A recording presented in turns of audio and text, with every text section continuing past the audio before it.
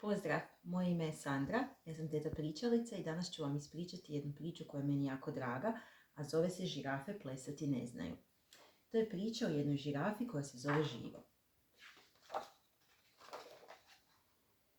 Žirafa Žiro biješe visok, vrata dugačka i vitka, no koljena mu bijehu klimava, a noge tanke kao pritka.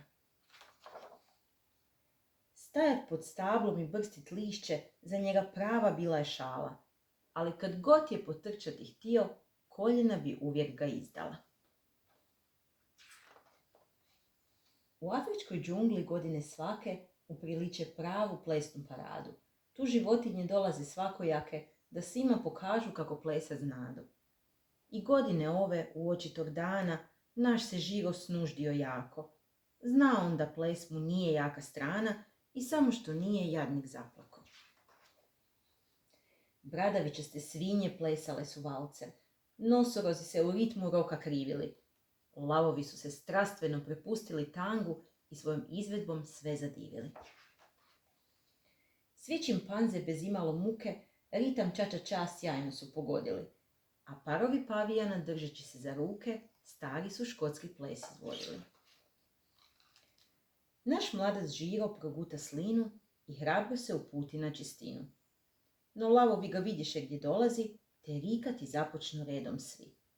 Gle onog Žiru krivih nogu, nasmijaše svi se glasno.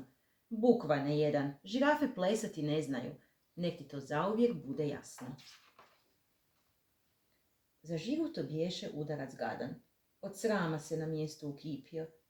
Imaju pravo, pomisli jadan, sad vidim kakva sam budala bio. Tiho se odšuljao s plesnog podija i krenuo kući polako. Nikad u životu nije bio tako tužan, ni usamljen tako.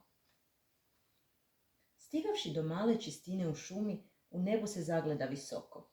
Mjesec zna biti tako lijep, šapne i uzdahne duboko. Čuj momče, s grane se cvrčak javi.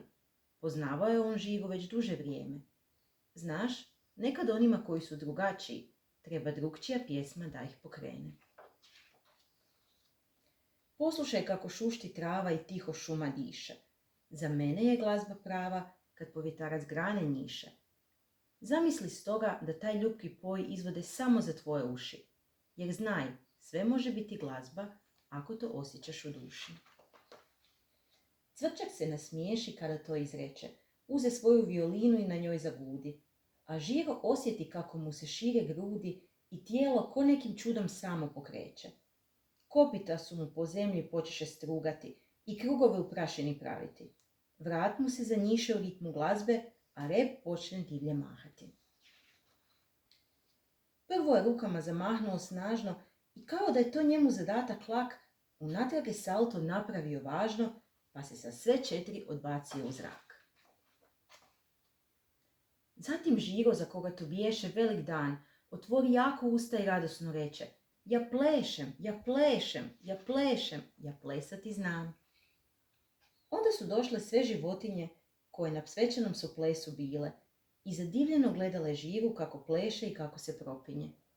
To pravo je čudo, povikaše uglas, jer nisu mogle doći sebi. Da će Žiro plesati bolje od nas, to nitko nikad rekao ne bi. Kako to da sada plesati umiješ? Molimo te Žiro, reci nam da znamo. A Žiro je završio zadnju piruetu i na kraju se naklonio samo. Tada on digne glavu i pogleda gore u mjesec sjajni i zvijezde te reče: svatko od nas plesati znade kad pronađe glazbu koja ga pokreće.